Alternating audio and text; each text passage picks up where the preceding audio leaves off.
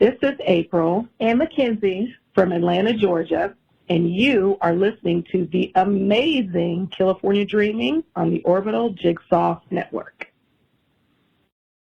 This episode of California Dreaming is brought to you by BLUBRRY. Creating a podcast isn't that simple. It's more than just recording yourself and uploading it. To really get your show to be everything you want it to be, you're gonna need a little more than that. You need easy, reliable hosting so your time can be spent creating your content.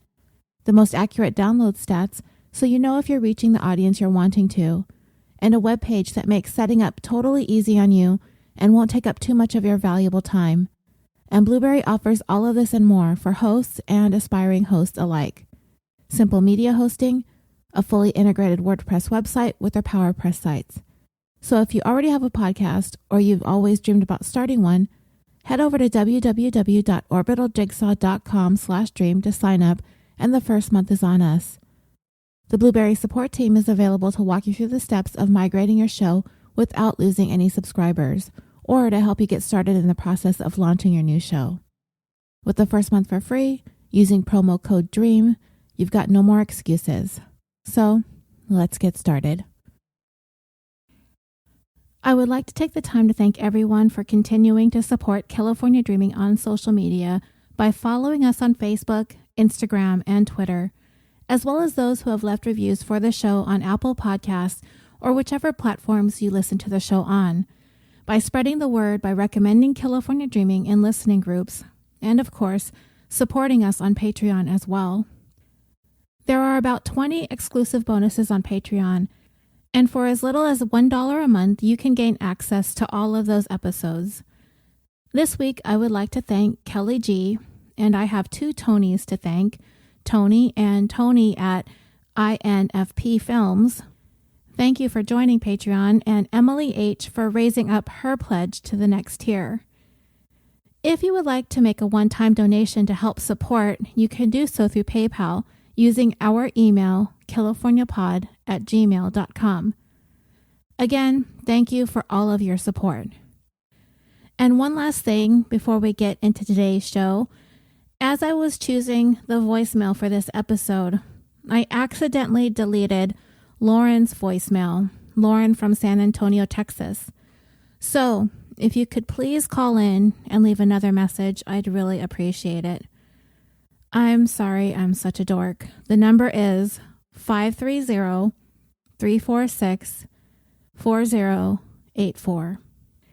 And if anyone listening would like to call in, please feel free to leave your message as well, and it will be played in a future episode.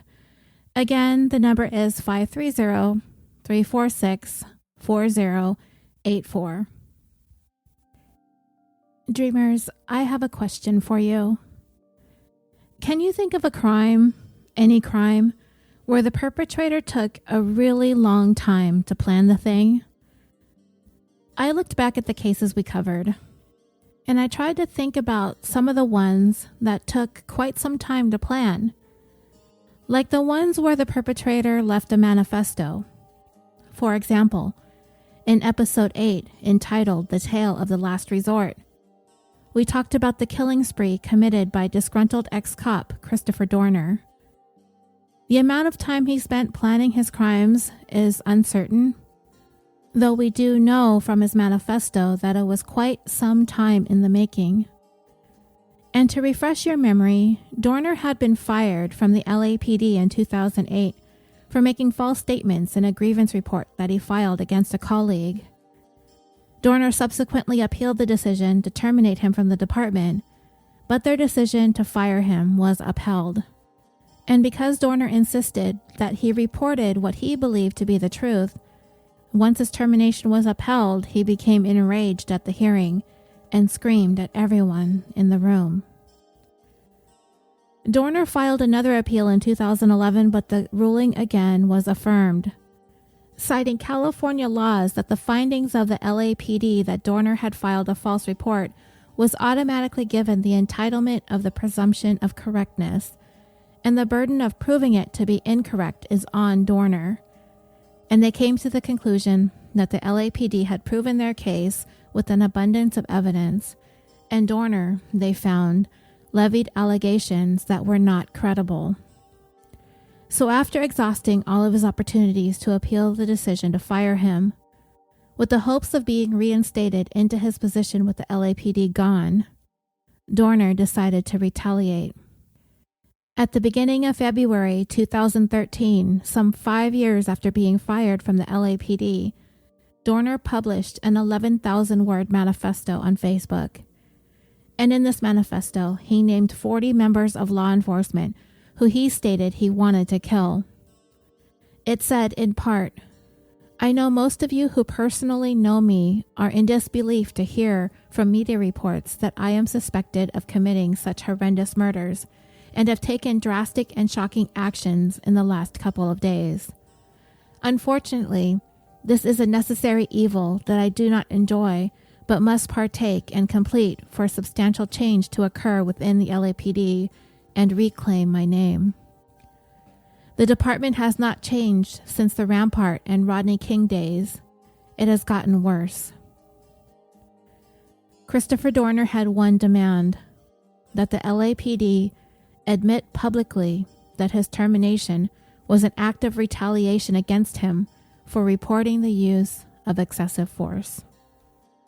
Then Dorner set his plan into motion, a plan 5 years in the making. He sent a package to Anderson Cooper over at CNN that contained, among other things, a DVD with his case against the LAPD. His killing spree began 2 days later on February 3rd when he killed the daughter of a former LAPD captain and her fiancé in Irvine, California. 4 days later, he ambushed 2 officers sitting in their squad car at a red light, shooting both of them, killing one of them. 5 days after that, Dorner opened fire on 2 San Bernardino County Sheriff's deputies, again shooting both of them, killing one of them. With his death toll up to 4, cornered in a cabin in the San Bernardino Mountains, Dorner ended up taking his own life with a single gunshot wound to the head, and the cabin he was in burned to the ground. And speaking of manifestos, Mr. Day of Retribution, Elliot Rodgers' dizzying 140-page rant about how miserable his life was. Remember that one? I don't know how long it took him to write the thing, and I don't know how many years Roger contemplated the killing spree that he went on. But based on his writings, he had been thinking about it for at least a year, probably even more. He was waiting for the right time, I guess. We discussed the contents of his manifesto across 4 episodes last summer.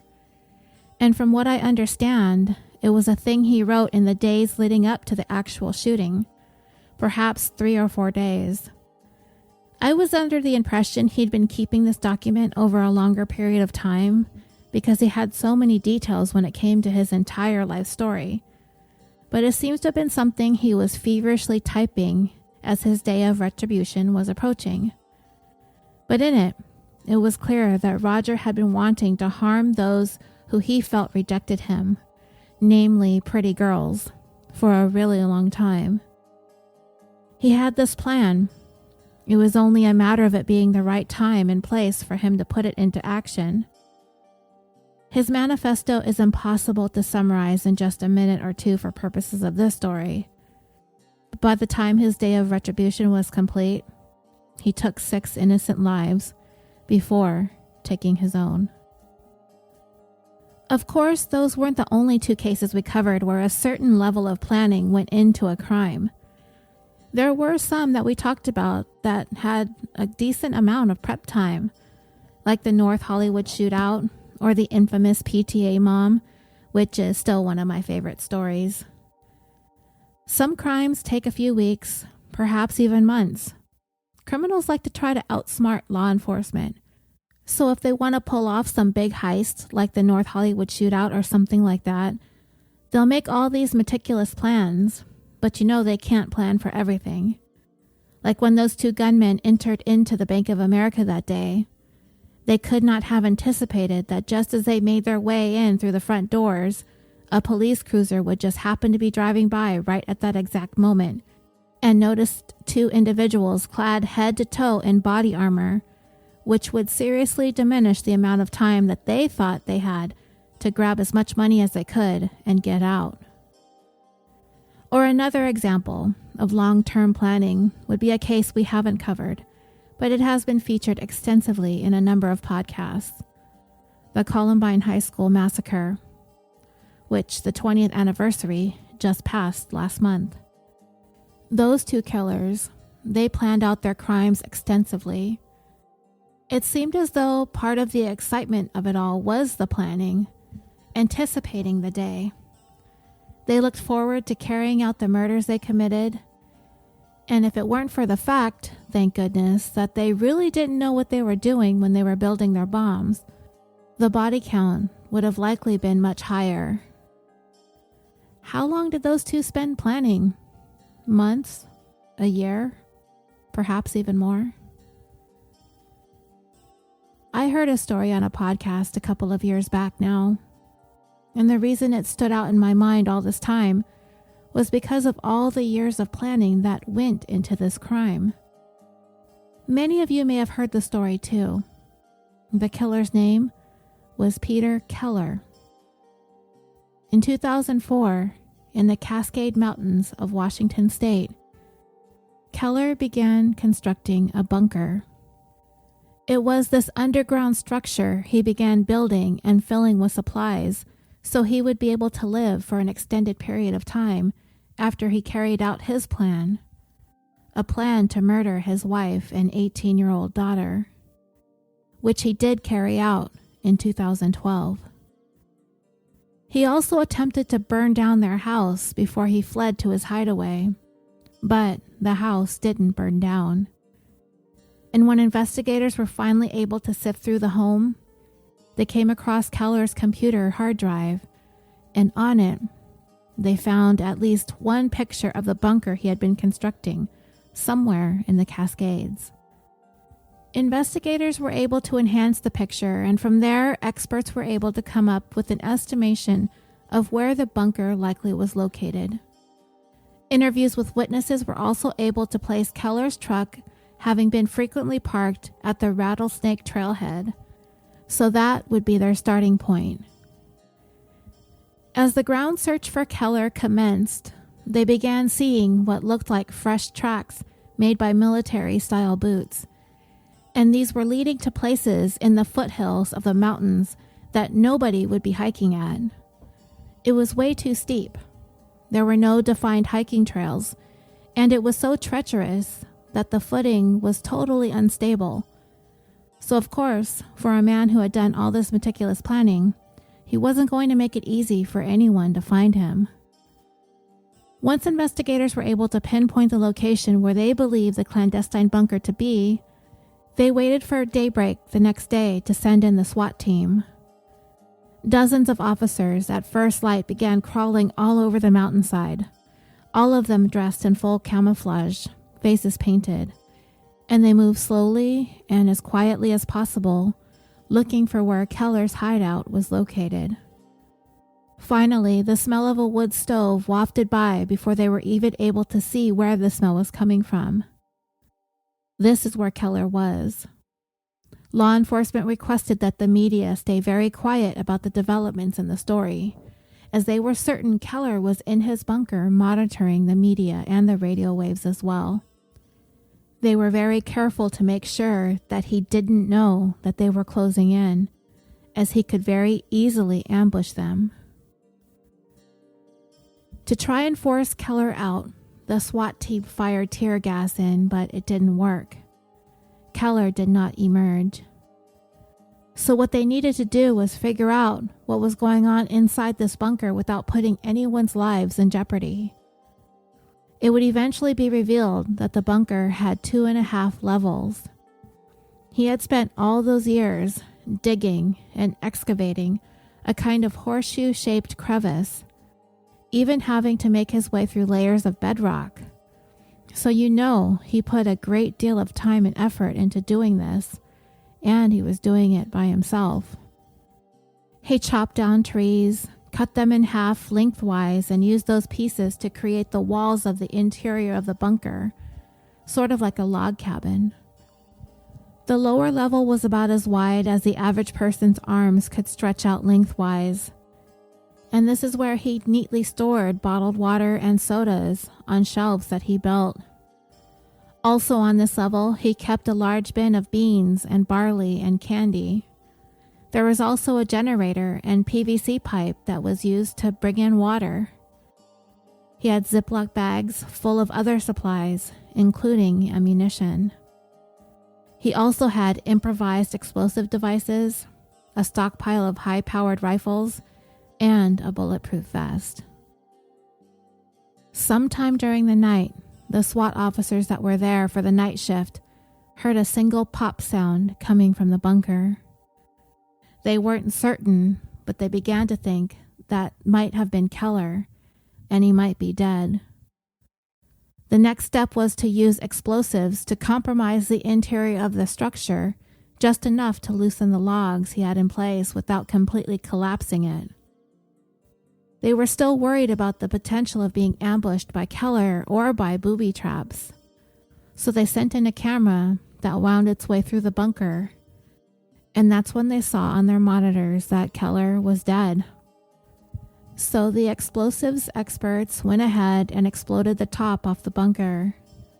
They began pulling the logs away to expose the interior from the outside. Keller had shot himself on the very top level of his bunker, and his body fell down to the bottom. This has always been one of those extraordinary stories that has stood out in my mind because of all the years Keller put into building this bunker. He's described in articles written about him as a survivalist, but I would use that term very loosely, to be honest, in describing him, and I'll explain why in a moment. Keller documented at least part of his activities on a digital recorder and explained his reasons for this plan to kill his 41-year-old wife Lynette and 18-year-old daughter Kayleen. He called it the end. In his video, he said, "It's just going to be a point of, going as far as I can. I do have my escape, and that's death. Can always shoot myself, and I'm okay with that. I'm just getting to the point where just trying to live and pay bills and live as a civilian, to go to work, it just freaks me out. It's actually more comfortable for me to think about living out here, robbing banks, pharmacies, just taking what I want for as long as I can. At least it will be exciting." And this is where I take issue with the word survivalist in describing Keller. I mean, okay, I get it. He's out in the woods someplace in Washington state. But the robbing of banks and pharmacies?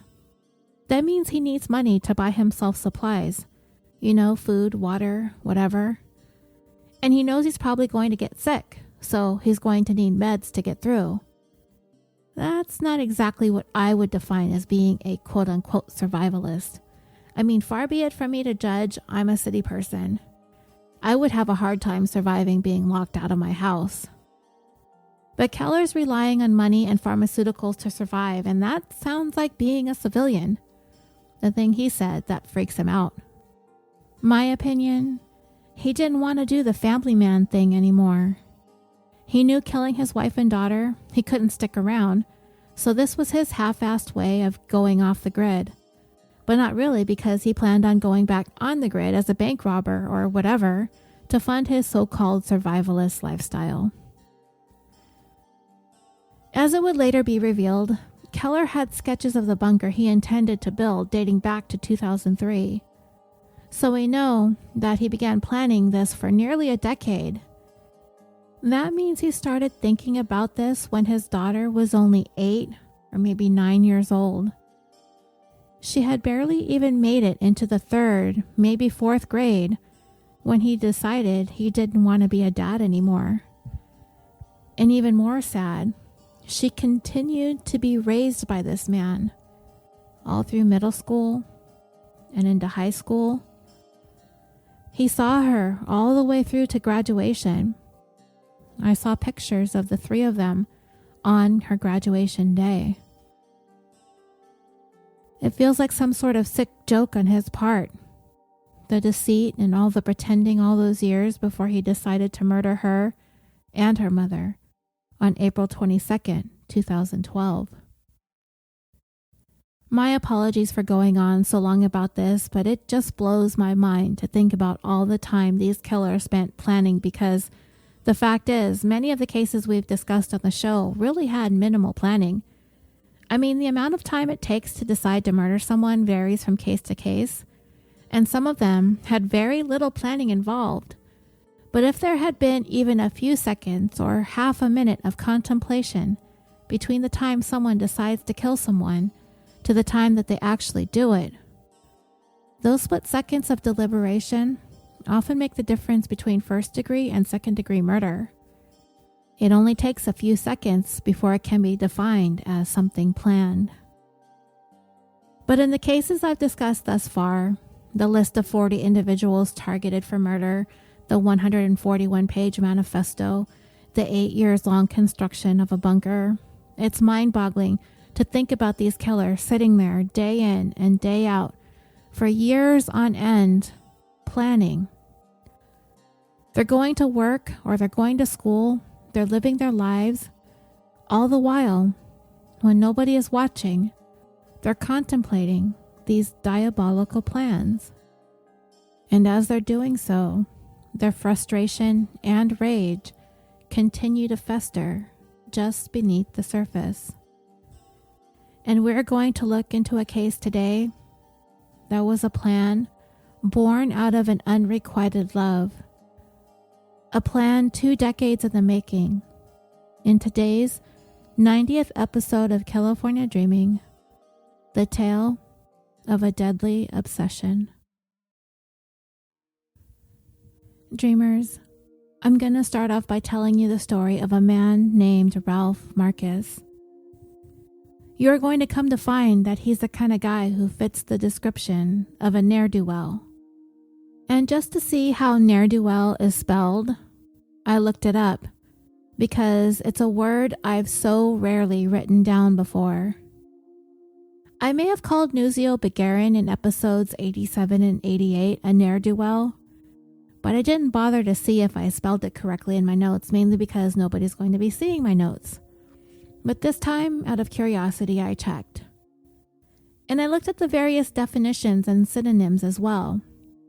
A bum, a derelict, a do-nothing, no good, slacker, worthless person, unsuccessful, a person who is ineffectual, completely lacking merit, and my favorite one from Wikipedia, a good-for-nothing louse. All of these adjectives would more than aptly apply here when discussing Ralph Marcus. Marcus, in addition to being a ne'er-do-well, he strikes me as being sort of a sniveling little man. And on top of that, he's another guy who would never really work an honest day in his life. He's a con artist, and he never worked alone. He always had someone with him, a partner or an associate who participated in his underhanded schemes. Together, Marcus and whomever he was working with committed serial insurance fraud. They set fires, they faked stolen vehicles, they faked burglaries, and they staged auto accidents in order to falsify property damage. And when Marcus would be caught and prosecuted, which I don't know how many times over the years he was convicted of insurance fraud, it would be demonstrated over and over again that he consistently had little to no viable means of income, though he would claim he made a living gambling, which we know, hearkening back to episode 82, the tale of the pro poker player, we know how well that can go. And so most of the time in dealing with Ralph Marcus, prosecutors would strike deals with whomever he paired up with for each scam and offered them immunity from prosecution in exchange for their testimony. So it would lead us to believe that Marcus was most likely the mastermind of each of these insurance fraud scams. And based on what I know of the case that we are discussing today, Marcus most likely targeted younger, more impressionable individuals to recruit each of them for his schemes. He'd be in charge, he'd do all the planning, and he would take the bigger percentage of the take for himself. So it wouldn't be difficult for Marcus's co-conspirators to be so quickly and easily convinced to testify against him in order to avoid prosecution, because they were likely younger, more inexperienced, gullible, and probably convinced by Marcus that these were essentially victimless crimes, since the money would be coming from big insurance companies anyway. So all of this is meant to demonstrate that Ralph Marcus is a good-for-nothing louse. So now I want to tell you about a young man named Nicholas Howard. We'll call him Nick. At the time our story takes place, he was only 18 years old, just out of high school. He was still living with his parents, and I didn't get the impression that things were all that difficult for him based on an interview I watched with his mother, Patty. But it did seem that Nick lacked a bit when it came to ambition or future goals. He didn't really have any idea yet what he was going to do with his life. So he took to working with his father, who worked as a mechanic at a shop that he owned. His mom said that they had an understanding that Nick was welcome to stay living at home for as long as he wanted or needed, as long as he was either attending college or working steadily, as she recognized the absence of motivation or drive to get going into adulthood. So Nick chose to work. During the day, Nick would be at the shop with his dad, but he was definitely described as being more of a night person, and he liked going out and staying out late, hanging out with his friends, and doing whatever it was he and his friends were up to. And on February 4th, 1997, it was no different, except for the fact that Nick had forgotten his driver's license at the restaurant he had been at earlier in the evening. How it was he left his license behind, it's not clear. But when he went back to the restaurant later on that evening to retrieve it, the place had already closed for the night. So Nick left a note on the door to let the owner know he had come by. When his mom, Patty, got a look at the note later on, she confirmed that the handwriting was indeed that of her son.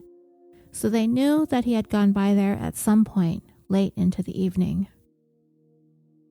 A little while later, Nick called his house, but his parents didn't answer. They had already gone to bed. The answering machine picked up and Nick left a voicemail. His message said, "I'm on my way home. I had a little bit of car trouble, and so I'll be home in about a half hour or so. I'm wiped out." But when his mom got up the following morning to check on her son, she found that he had never made it home the night before. And to her, this was out of character for him. No matter how late he stayed out, he always eventually made his way home. So Patty grew concerned right away and contacted police to report Nick missing. And unlike so many cases with missing young men, and remember this was 22 years ago, back in 1997, it seemed like the local law enforcement took the missing persons report seriously, so good on them for a change. They began by taking a look at the area around the restaurant where Nick had left that note the previous evening, as that was the last known place that he was to have gone. And it seemed as though the restaurant was situated on a stretch of road that ran alongside the Sacramento River, and portions of this road were somewhat rough to navigate. This took place in Yolo County, and I looked on Google Earth to try and get an idea of what the area looked like. And from what I could see, there is maybe a highway or a freeway on one side of the river and a road on the other side. While I can't be sure which section of road we're discussing, it all looks like it can be a challenge to drive, especially at night when it's dark, and for a young driver with only maybe a couple years experience under his belt, if that. If you aren't paying attention, or if Nick was tired like he said he was in his voicemail, it is possible that he drifted off and could have gone into the river. And in the area near the restaurant, the road was narrow along the water, so it was very possible for something like that to have happened. And so a search of the water began, volunteers and law enforcement alike. And 2 days after Nick was reported missing, his car was actually found submerged in the Sacramento River, 18 feet or 5.5 meters down.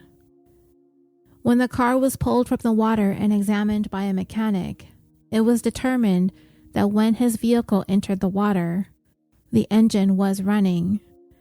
And the way they were able to come to this conclusion is because when they looked at the vehicle's radiator, there was some sort of contact marks caused by the fan belt grinding away at some portions of it, and this could have only been caused with a running engine going into water.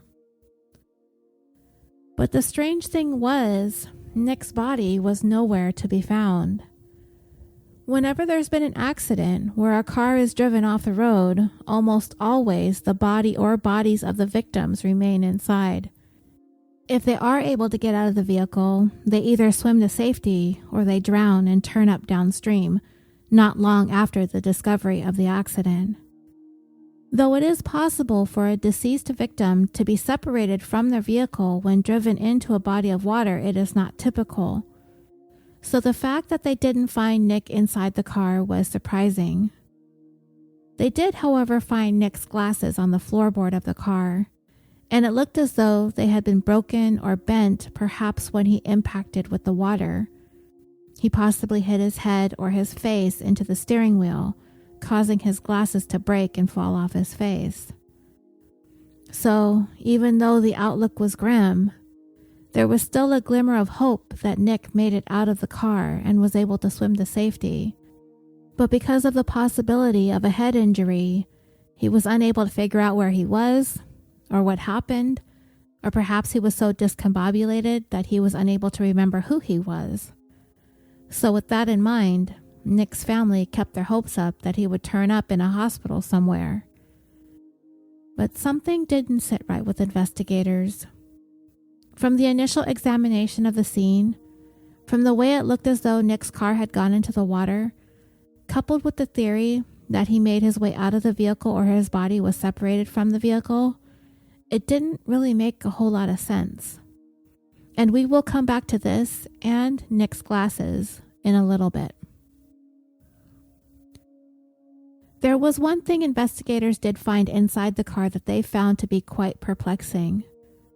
The interior of the car, the dashboard, the inside of the windows, and all of the upholstery, everything was covered in a thin, greasy film.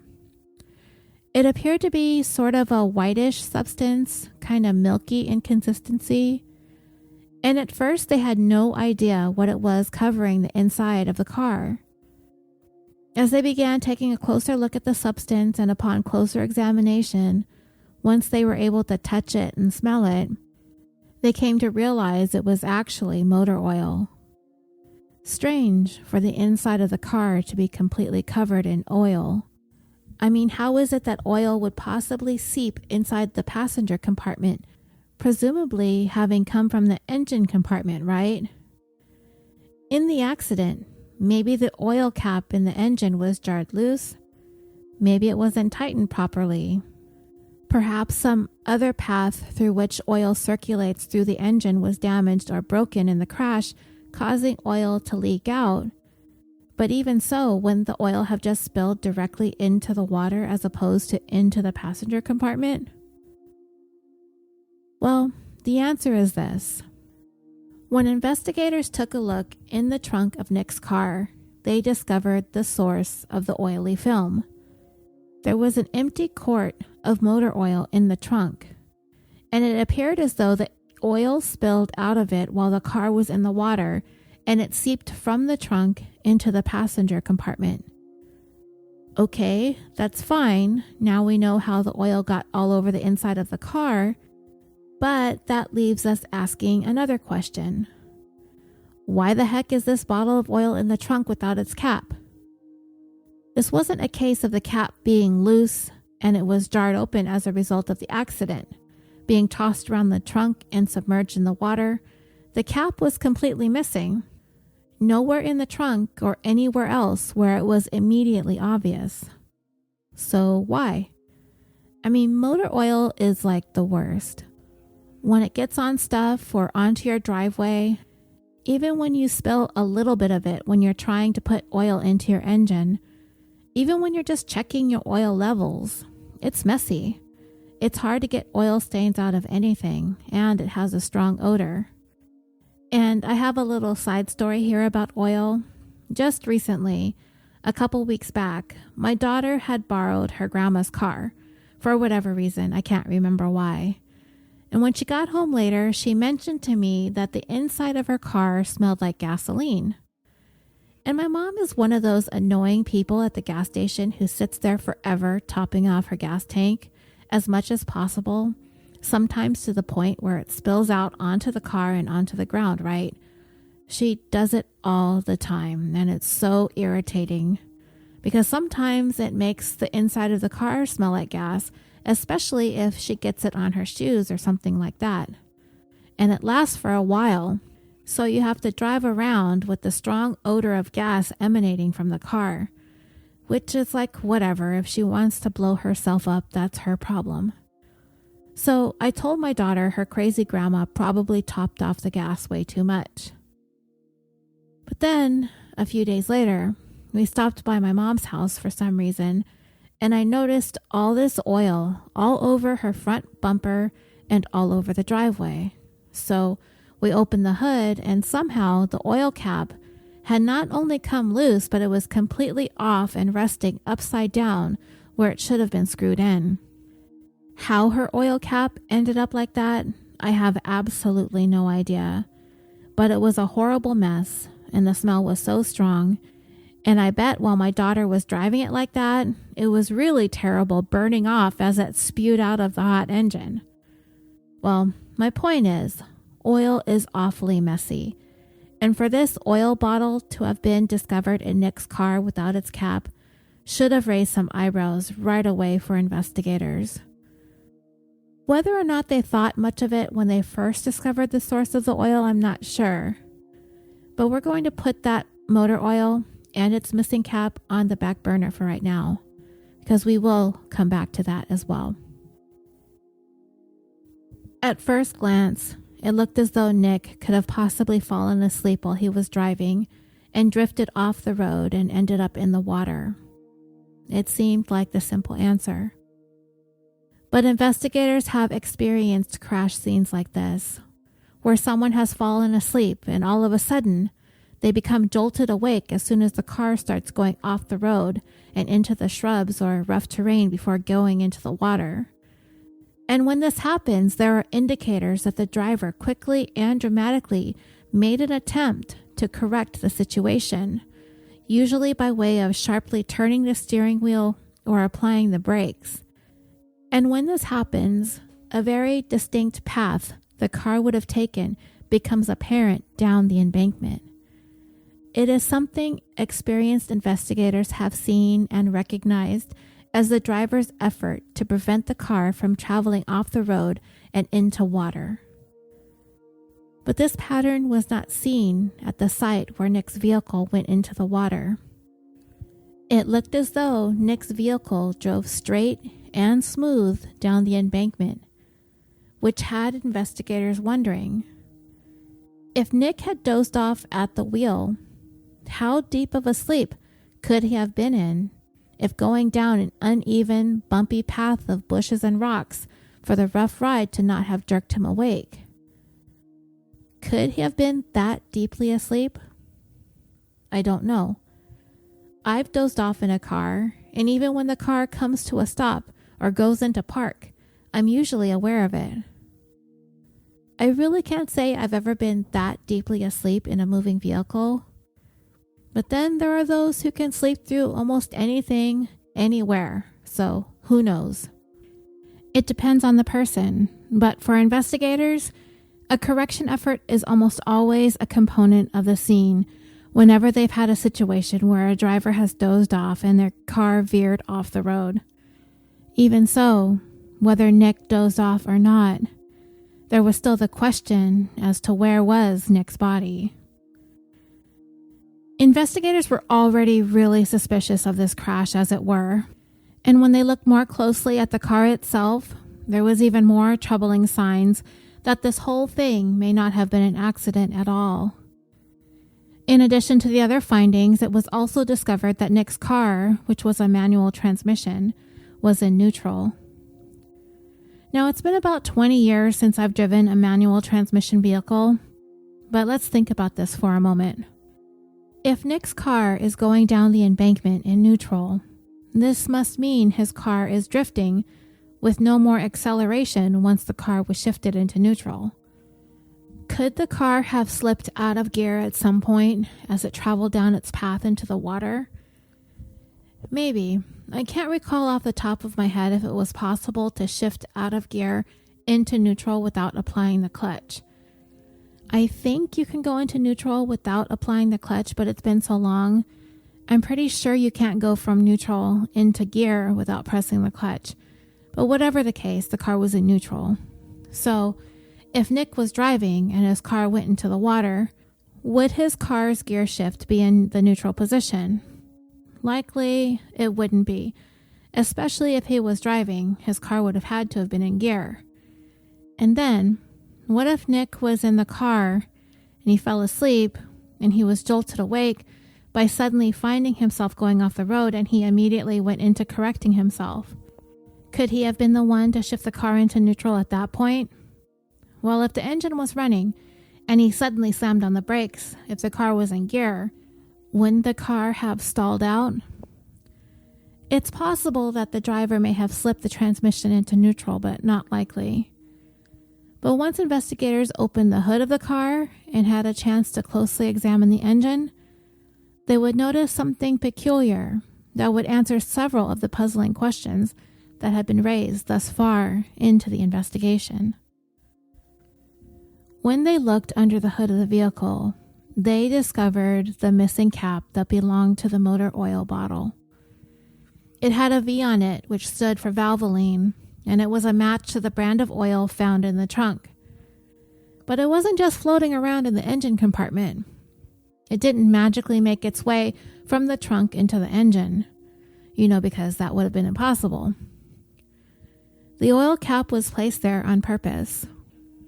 They found it wedged into the carburetor, holding open the throttle, and this was the thing that the experts examining the car, the mechanics and whatnot, they had never seen this before, the throttle being rigged.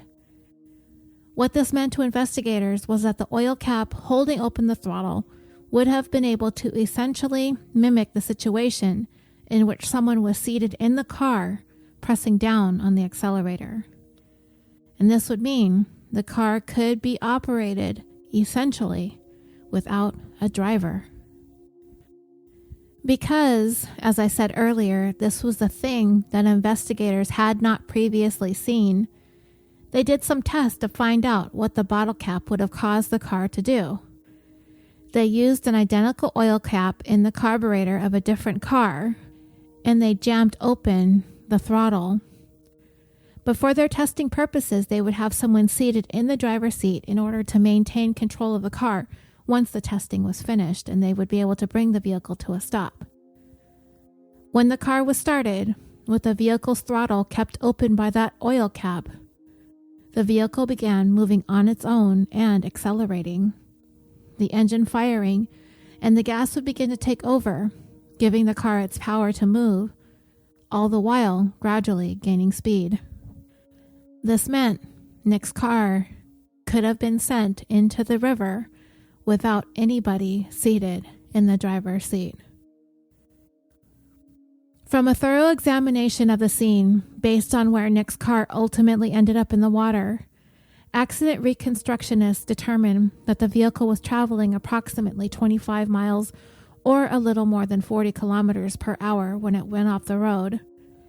And by the time it started down the embankment, the terrain caused the vehicle to slow down to approximately 15 miles or a little more than 24 kilometers per hour by the time it entered into the water. So the vehicle was not moving very fast. not at the speed someone might be driving while traveling along the road adjacent to the river. And this brings us back to Nick's glasses. Remember I mentioned earlier that they were found on the floorboard of the vehicle bent and broken. But the manner in which they were bent, this too did not sit well with investigators. They seemed a little too bent. And now that they knew how fast the car was traveling when it hit the water, it made them question the possibility of the glasses being as damaged as they were. So accident reconstructionists worked to recreate the accident using a model head they fashioned out of styrofoam and weighed it down to make it approximately the same weight as Nick's head. The model head was set up for testing and a pair of glasses identical to Nick's were placed on the styrofoam. In order to simulate the force of the impact, the head was attached to a pendulum and it was raised up to a level that was calculated using the potential energy formula mass times gravity times height, to raise the head up and release it, allowing it to swing into an affixed steering wheel. The test was videotaped, and it recorded what would have happened if Nick's head hit the steering wheel if the car had been traveling at 15 miles or 24 kilometers per hour.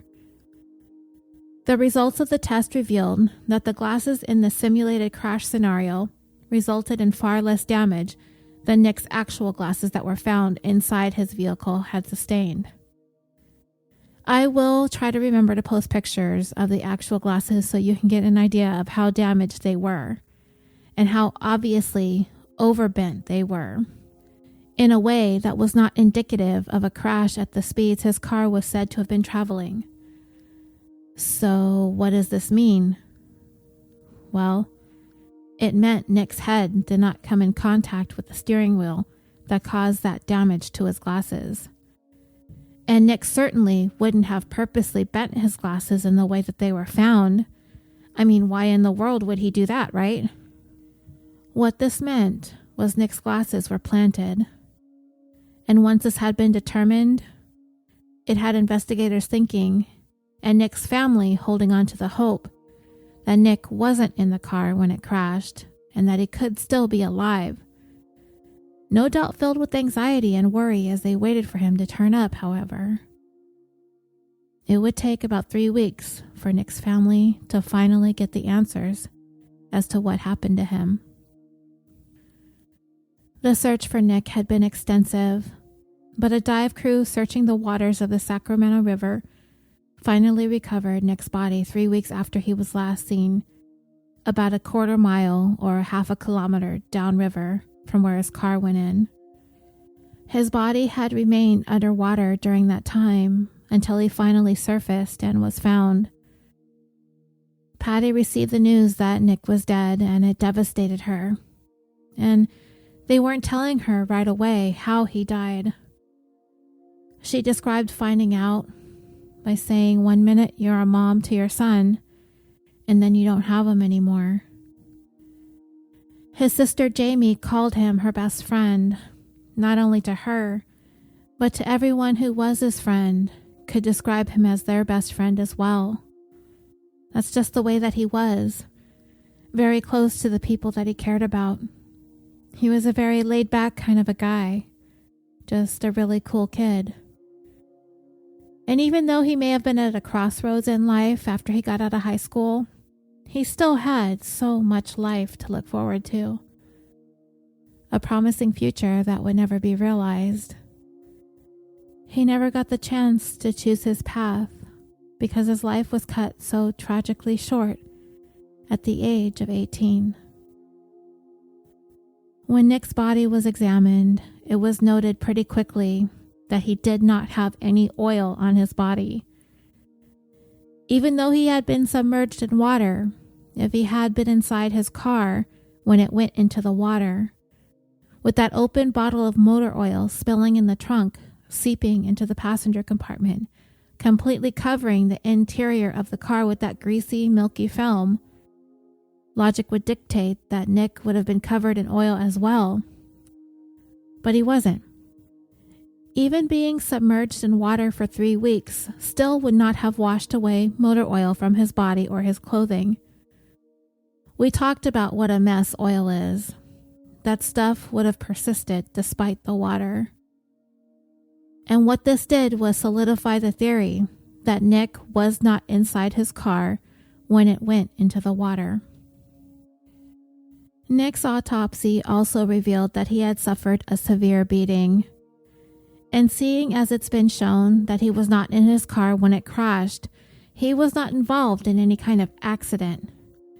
And the types of injuries he sustained would not have been caused by anything during the time that he was in the water. And what this meant was somebody made him that way.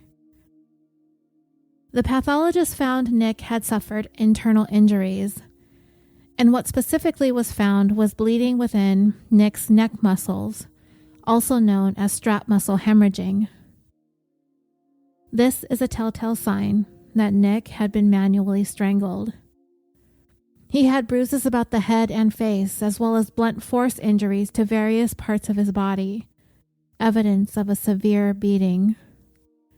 And the pathologist, in examining Nick's lungs, found there to be water inside them, which told the medical examiner that when Nick was thrown into the water, he was still breathing. The strangulation, the beating, none of that killed Nick. His cause of death was deprivation of oxygen. Nick likely went into the water unconscious, and ultimately, he died as a result of a lack of oxygen due to drowning. His manner of death was ruled a homicide. Their missing persons investigation had just turned into a murder investigation. Now that investigators had discovered that Nick and his car went into the Sacramento River separately, they wanted to know who sent his car down the embankment and who tossed Nick in. The first thing detectives asked themselves was this question: who stood to benefit the most from Nick Howard's death? They soon uncovered the fact that Nick actually had several substantial life insurance policies that had been obtained the previous April of 1996. One of the life insurance policies had an accidental death benefit rider stipulated, bringing the insurance policy worth a total of $850,000 in the event Nick died in an accident. It is very, very unusual for someone Nick's age, only 18 years old at the time, to have a life insurance policy worth that much money. And it should be noted that the policy was purchased about 1 month after Nick turned 18. Nick's family apparently were aware of the life insurance policies, though whether or not they were involved in the process of obtaining them is unknown. But they were under the impression that they were the beneficiaries listed in his policies. But the investigation soon revealed that his family were not the beneficiaries. When Patty found out this information, she went into Nick's room to look for the paperwork related to his life insurance policies. She found the documents, the one that had indicated that they were the beneficiaries, but along with the papers, there was one loose page sort of sticking out. When Patty pulled on it, she found it to be an application for a change of beneficiary. This particular piece of paper was a carbonless paper copy, and it appeared that it had been crumpled up because the creases in the paper, when it was crumpled, left an impression on the carbonless page. The application had also been folded once, and it also listed the name of the new beneficiary, none other than Ralph Marcus, serial insurance fraudster. Patty was very surprised to see Marcus's name on the policy as the new beneficiary. She knew who Ralph Marcus was. She had actually known him for quite some time. They had gone way back before Nick was even born. I told you a little bit about Ralph Marcus at the beginning of the story, and by this time, The time of Nick's death, Marcus was 37 years old. And based on what I mentioned earlier about his criminal history, he was still a loser with no real job to speak of or means of income or support.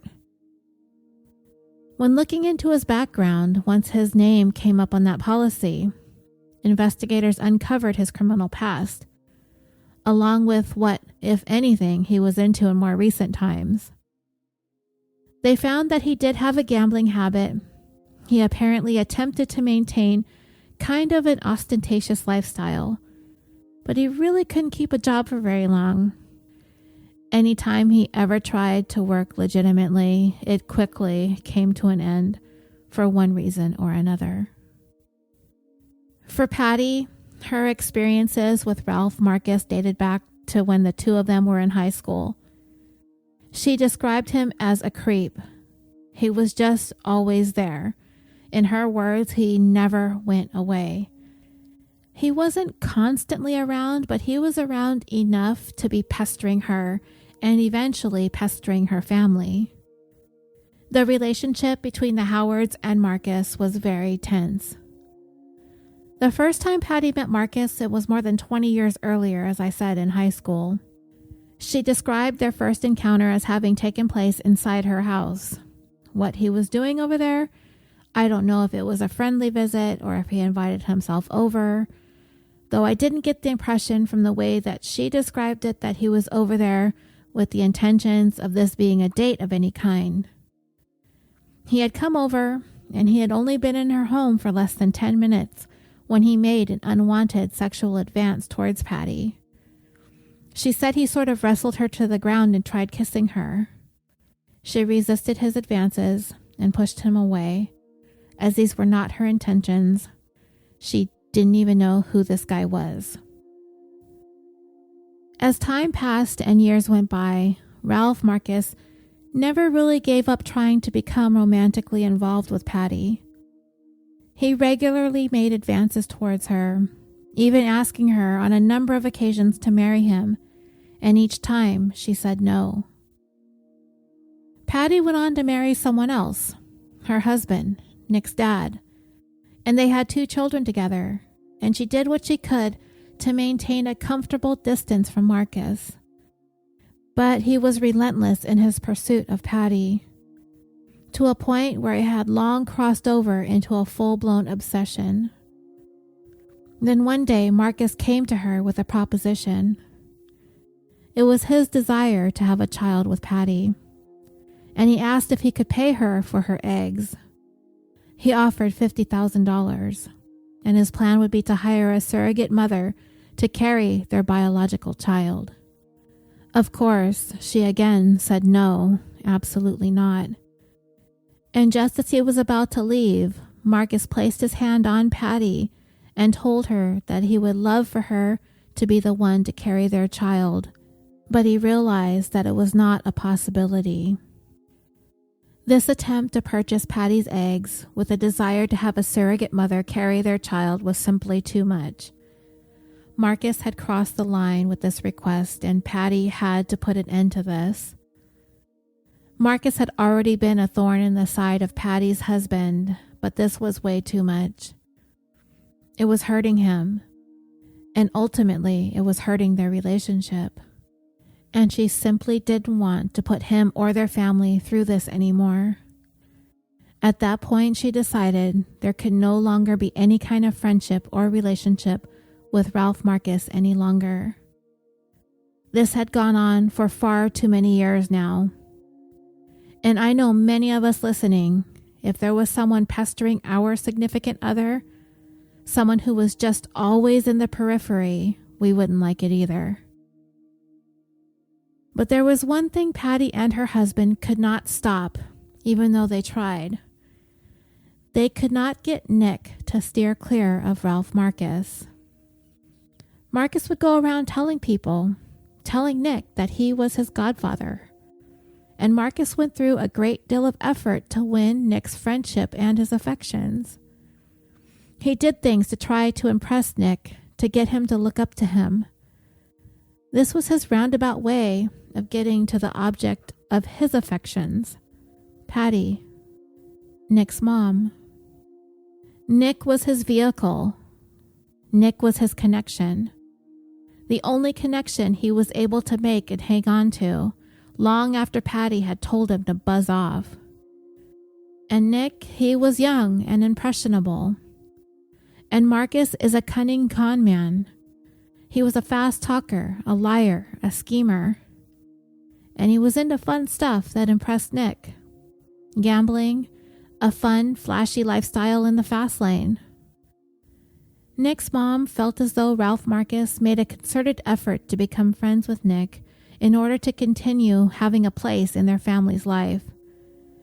After the surrogate mother request, she made it clear that she was no longer interested in having anything to do with him and to just stay away. So the only way to continue lingering in their lives was to befriend Nick. And it worked. Patty also thinks that a part of it was to find out information about her from Nick. He would ask questions just to be nosy about her personal life. And he did so through his friendship with her son.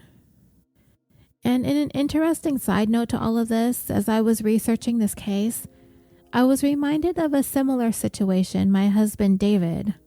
I call him my husband in all of these episodes, and some of you might know from the Facebook group or whatever, though he's not all that much into social media, like very much at all. But for just future reference, his name is David. He was in a similar, though not exactly the same situation with a man his mom had dated briefly.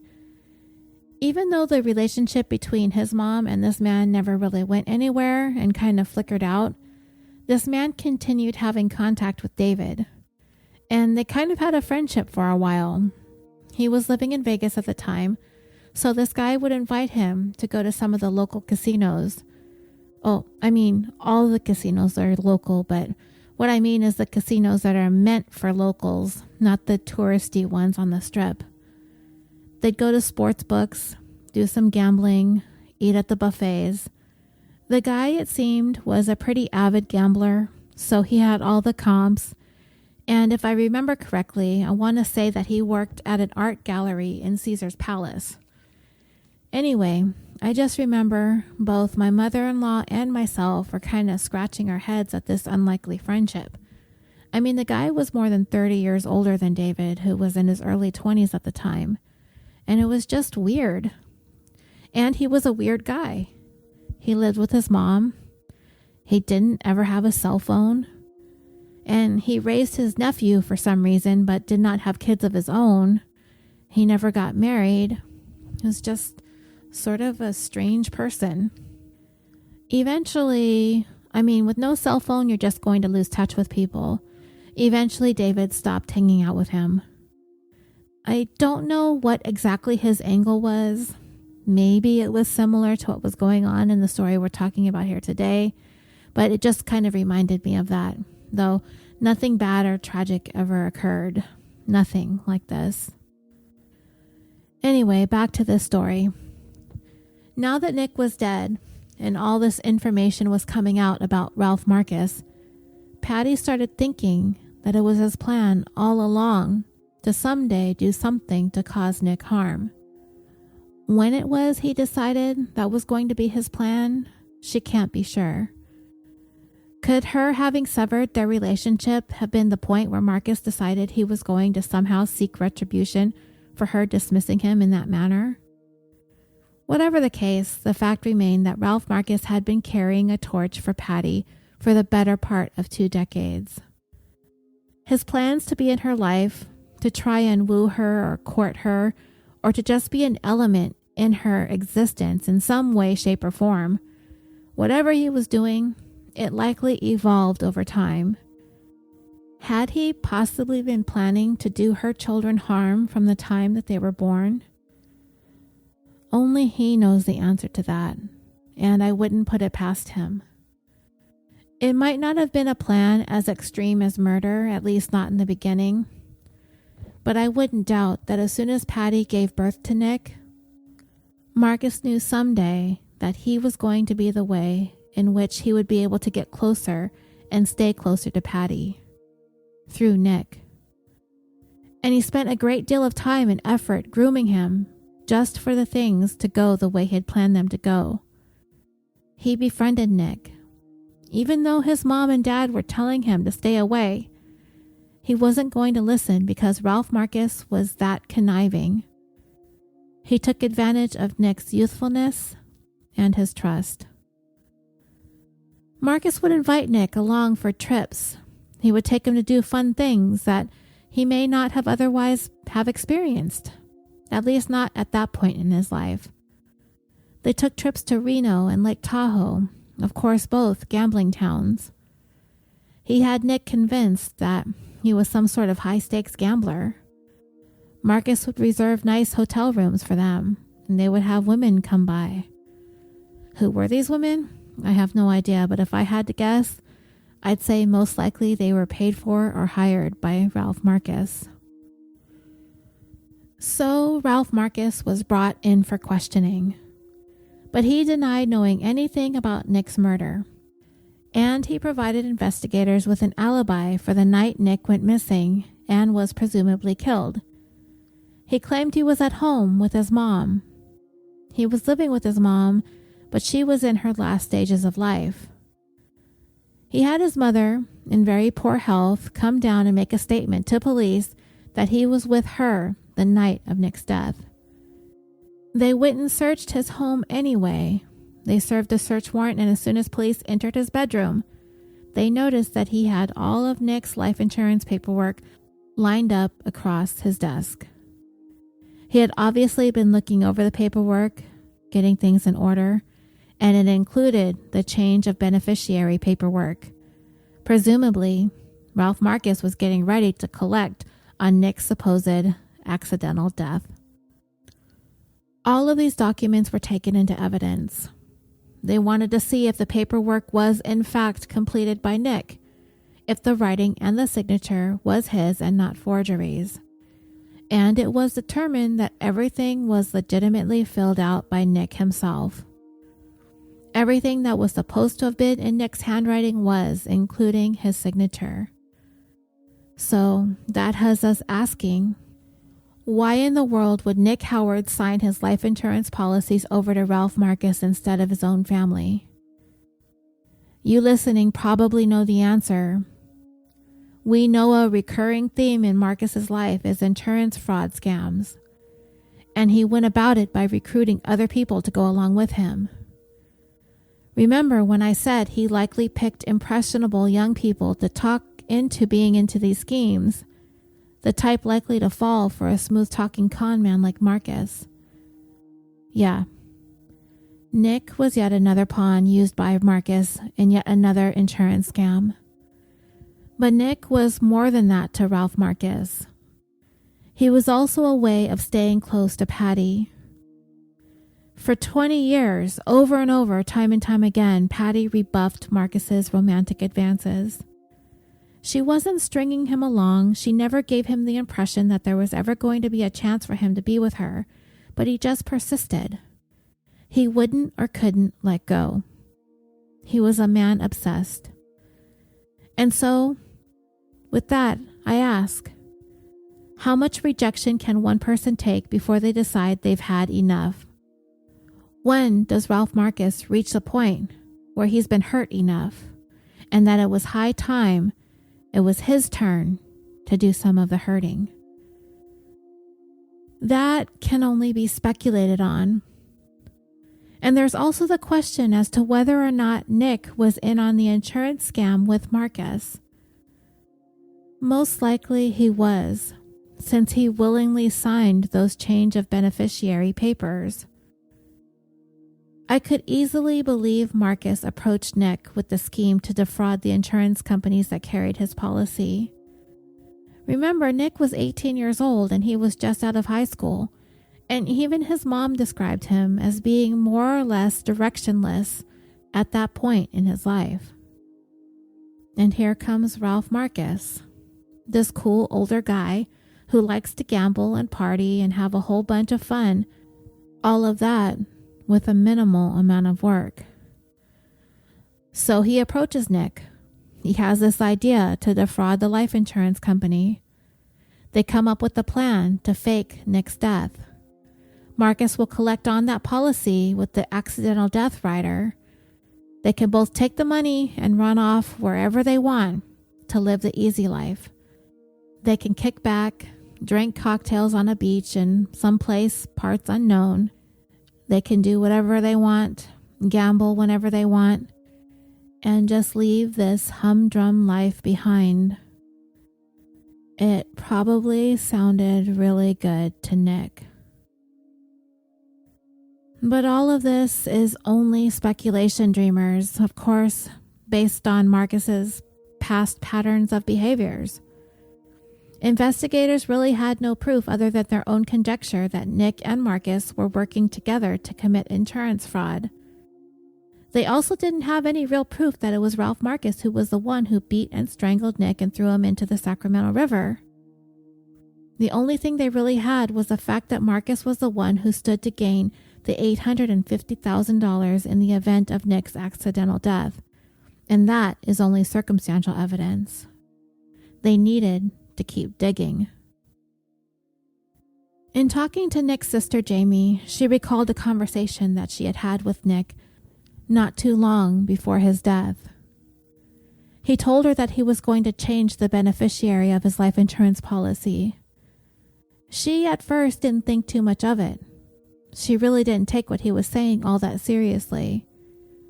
When he told her it was his intentions to make Ralph Marcus the new beneficiary, it was then she expressed her concern, telling him, no, not Ralph Marcus.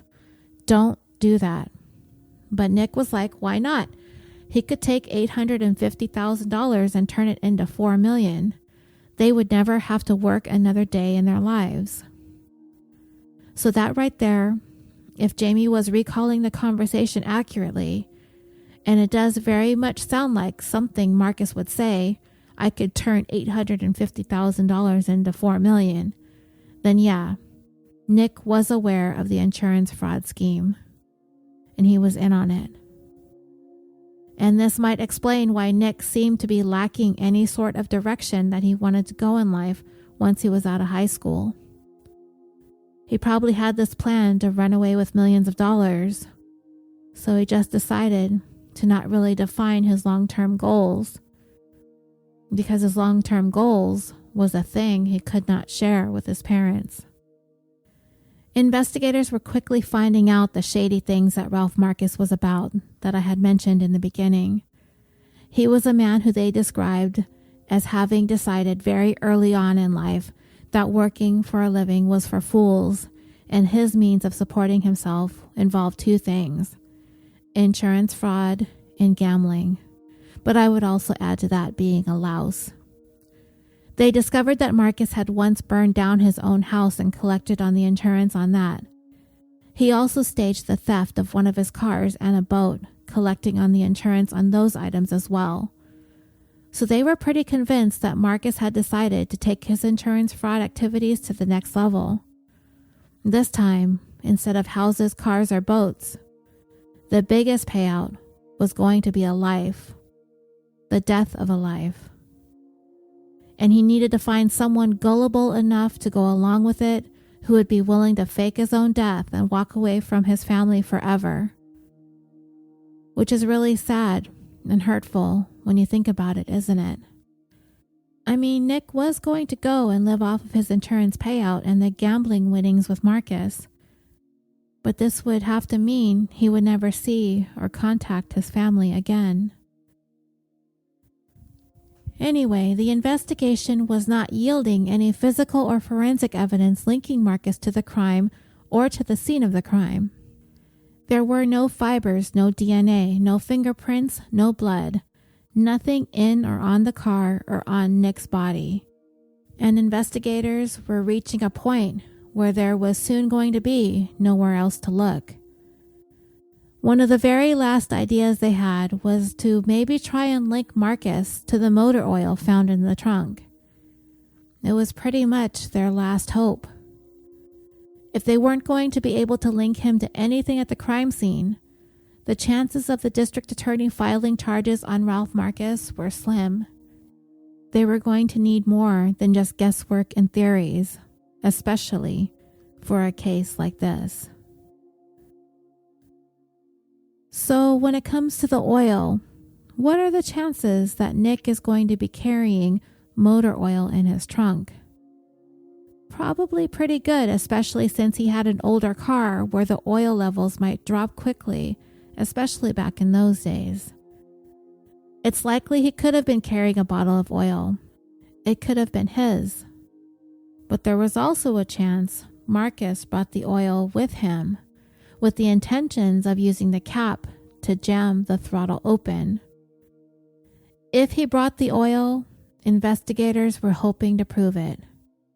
So they obtained another search warrant, this time for Marcus's garage, the likely place one would keep oil. The oil Nick had in his car, there was a lot number printed on the quart.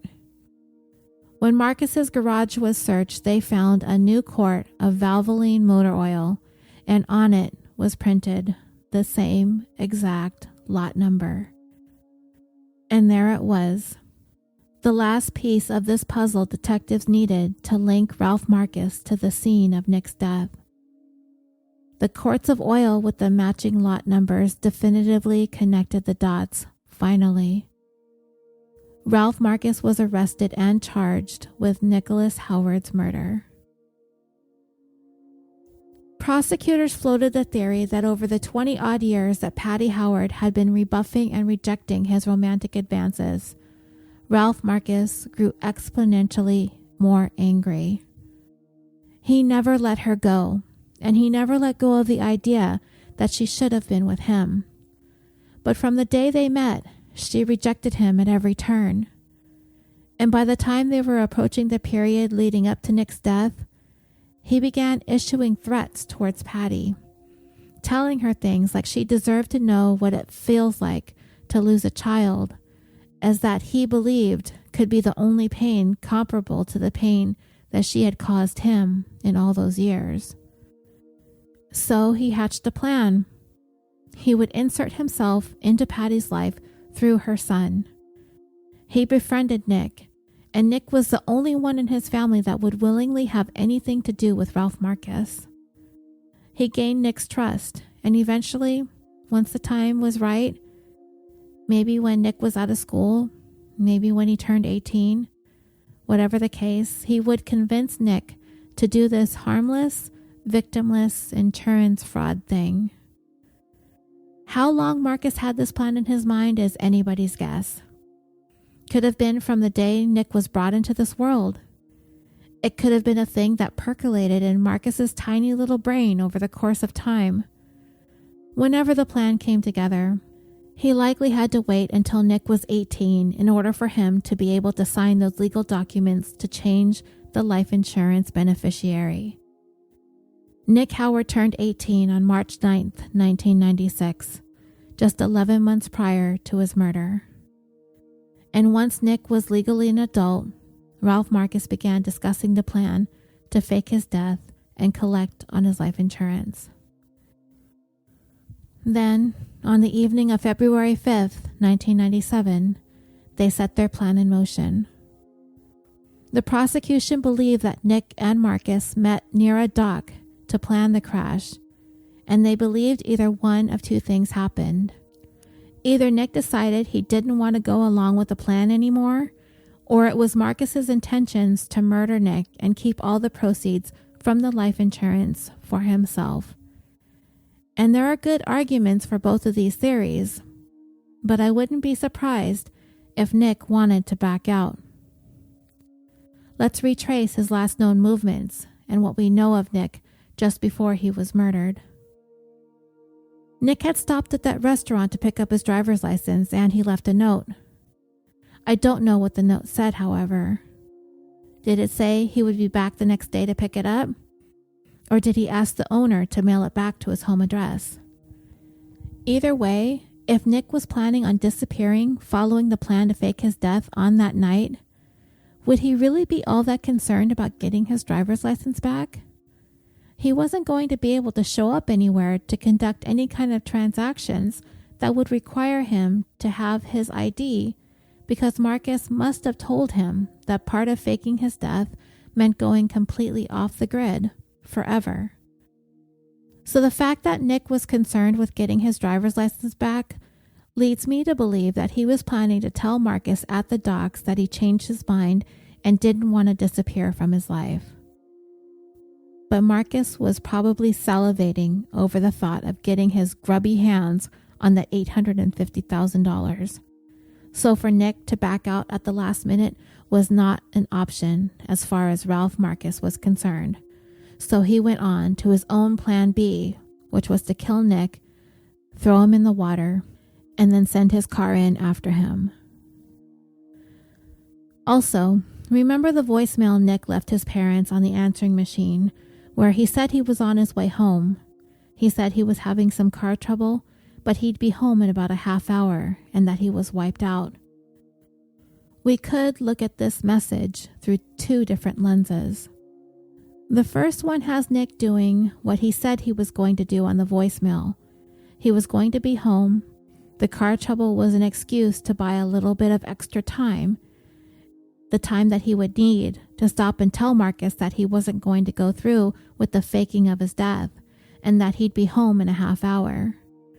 Because if Nick was planning on disappearing, why even bother calling and telling his parents why he was running late and when he would be home? It wouldn't have mattered. And it's not like he left an ominous message that one might if they knew that they were not going to see their family anymore for a very long time, possibly forever. Like he didn't leave a message telling his family that he loved and cared for them. There were no feelings of finality to the message. He intended to back out of the plan and be home that night and every night to come. But the second way we could look at this voicemail was to plant the idea of car trouble in advance of Nick actually having car trouble, namely his car going into the river. He also mentioned how tired he was at the end of the voicemail. This also could have been a way of planting the idea that he was thoroughly exhausted, perhaps even too exhausted to drive safely. And when his car would be found at the bottom of the Sacramento River, his family could point to the message as the reason why Nick lost control of his car and drove it into the river. He fell asleep. His message can be interpreted both ways, one being exactly what he said on the message, and the other to lay the groundwork for the car accident he was on his way to stage. And then there was that carbonless paper copy of the change of beneficiary paper that had crease marks in it that were visible, indicative of someone having crumpled up the document.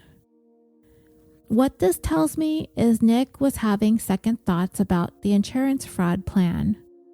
And when he changed his mind, he crumpled up the application.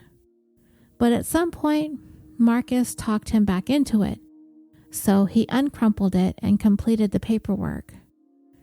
And since Nick had changed his mind at least once prior to the night of his death, it isn't a stretch to think that when the moment came to actually go through with it, he got cold feet and changed his mind again.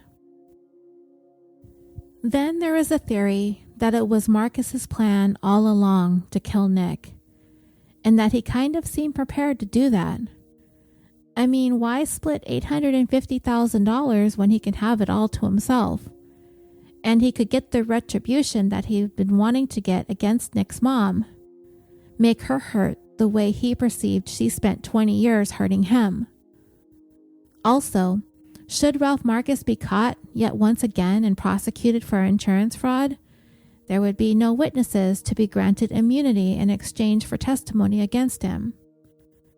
Ralph Marcus had nothing to lose by killing Nick that night and everything to gain. When Nick arrived at the dock, Marcus attacked him, beat him, and strangled him to the point of unconsciousness. Then Marcus took Nick's glasses from him. I don't know if he took them off Nick as he lay unconscious on the ground, or if they fell off during the beating. But either way, he took the glasses and bent them way more than he should have to stage an accident where Nick's face would have made contact with the steering wheel had he been in the driver's seat at the time of the crash. Then he callously threw Nick into the river still alive as evident by the water found in Nick's lungs. Then Marcus went to work staging the scene. He cracked open the windows of the car so it would fill with water and sink. He took Nick's broken glasses and planted them on the floorboard to make it appear that Nick had been driving at the time of the accident.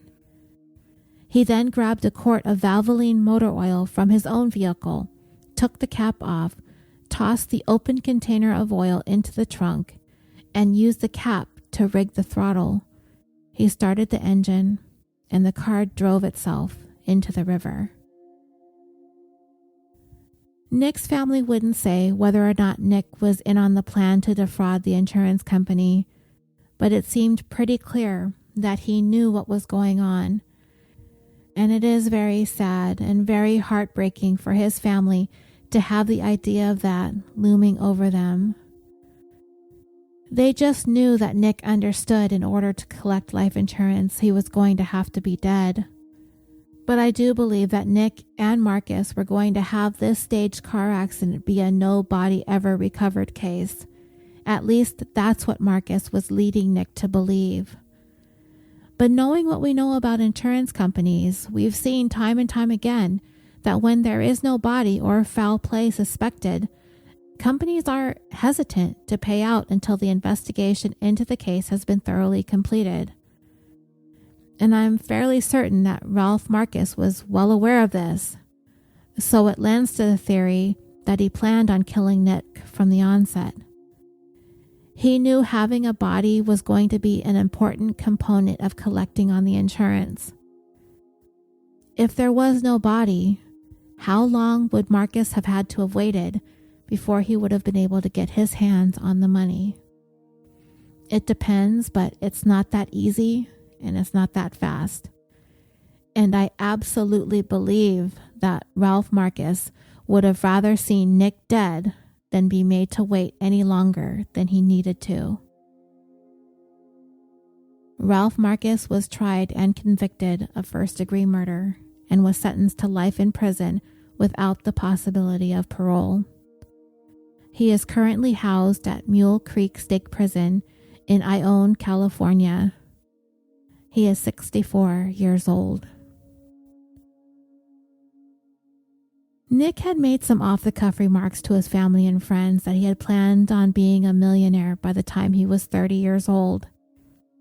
He said that he knew how to disappear in such a way that nobody would ever be able to find him. Comments like these could easily point to Nick having a hand in the fraud, though his family hangs onto the slim chance that it wasn't exactly the case. Nick was a kid, and kids say weird stuff all the time. Who knows, and does it really matter now? Involved or not, it would have all been at the behest of lifelong con man, scumbag, and my new favorite adjective, louse, Ralph Marcus. He had this influence over Nick. He knew how to manipulate him and lure him into this nefarious plan. And I'm with the family on this one. The real evildoer in this story is Ralph Marcus. And just as much as we could fault Nick to an extent for what happened, we also can believe that Nick, when it came down to the moment of truth, he opted out. He didn't want to go through with it. He didn't want to leave his family. He didn't want them thinking he was dead. He wanted to go home and go to bed. And Ralph Marcus would not allow it. And that, my dreamers, brings this 90th episode of California Dreaming to a close. If you would like to discuss this case in more detail or any others that we have covered, please feel free to request and join the California Dreaming official Facebook discussion page. There we have cultivated an amazing community of listeners and true crime fans who share their thoughts and opinions on all of our cases that we cover, as well as current true crime stories, other news events, felonies in Florida, felonies right here with Fred, TV shows that we enjoy, documentaries that we've watched, books that we've read. Whatever you find that you would like to share, please come and join us. You can follow the show on Twitter at CaliforniaPod and on Instagram at CaliforniaDreamingPod. And California Dreaming is proudly brought to you by the Orbital Jigsaw Network. We are a podcast production company located in Los Angeles, California, with a mission to create some of the best podcasts to listen to consistently improve upon our current roster of shows, to develop new content that appeals to people all over the world, and to provide a thriving community for listeners and podcasters alike. I am proud to be a part of this amazing group of shows and talented hosts. So please visit us at www.orbitaljigsaw.com. You can find links to all of our shows, our merchandise store, where you can find California Dreaming merchandise. Get your t-shirt or your mug or your pillow and post it in our group or on Instagram for everybody to see. Or if you just want to email us with your feedback, your comments, your questions, or to just let us know what you think. That's www.orbitaljigsaw.com. Thank you again for listening. I am your host, Roseanne, and until next time, sweet dreams.